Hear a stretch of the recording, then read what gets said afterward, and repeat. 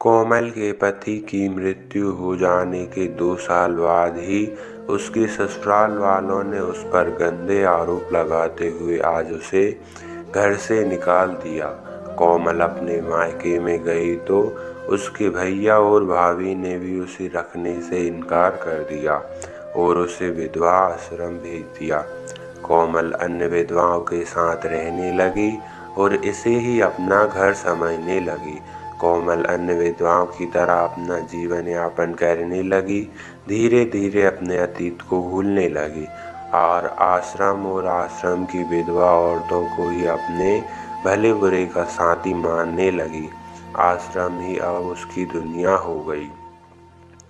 आज की तरह पहले विधवा औरतों का जीवन इतना आसान नहीं था। अब तो हर तरफ विकास हुआ है, जिसमें विधवा औरतों का जीवन भी कम संघर्षों से भरा हो गया है। पहले के समय में विधवा औरतों का जीवन संघर्षों से भरा हुआ था। अपना पेट भरने के लिए भीख मांगना, लोगों की तरह तरह की बातें सुनकर अपने आप को खुश रखना किसी बड़ी चुनौती से कम नहीं था। धीरे धीरे कोमल की उम्र ढलने लगी और बुढ़ापा आ गया। अब तो पेट भरने की भी दिक्कत आने लगी। मन की इच्छा अनुसार भोजन मिलना दुश्वार हो गया। बुढ़ापे में कोमल बस भगवान से यही विनती कर रही है कि भगवान अच्छे भले ही मृत्यु हो जाए, किसी प्रकार की कोई बीमारी ना घेर ले। अब तो बस यही सोचते हुए कोमल के दिन बीतने लगे। कोमल को मावा के लड्डू बचपन से ही पसंद थे। कितने दिन हो गए लड्डू खाए, मुझे तो ये भी नहीं पता आखिरी बार लड्डू कब खाया था। वह सोच रही थी कि कोई एक मावा का लड्डू खिला दे, चाहे इसके बदले मेरा सब कुछ ले ले, मगर देने को अब है ही क्या। कुछ दिन बाद एक और विधवा औरत आई। उसकी उम्र 28 वर्ष थी। वह फूट फूट कर रो रही थी। मैंने उसे अपने पास बुलाया तो मुझसे लिपट कर रोने लगी। कहने लगी, मेरा कोई नहीं है, मेरे ससुराल वालों ने मुझे भगा दिया। जिस ससुराल में मैंने दिन रात काम किया, अपने सास ससुर की सेवा की, सबको अपना समझा, जिन लोगों की खुशी के लिए अपनी खुशियों को मार दिया, आज उन्हीं लोगों ने मुझे एक झटके में घर से निकाल दिया। मेरे बारे में एक बार भी नहीं सोचा। मैं कहाँ जाऊँगी, क्या करूँगी, कैसे रहूँगी, कुछ नहीं सोचा। और जो भाई मुझ पर जान छिड़कता था, बचपन में मेरे बिना खाना नहीं खाता था, मेरी छोटी बड़ी हर खुशी का ख्याल रखता था, आज उसने भी मुझे रखने से इनकार कर दिया।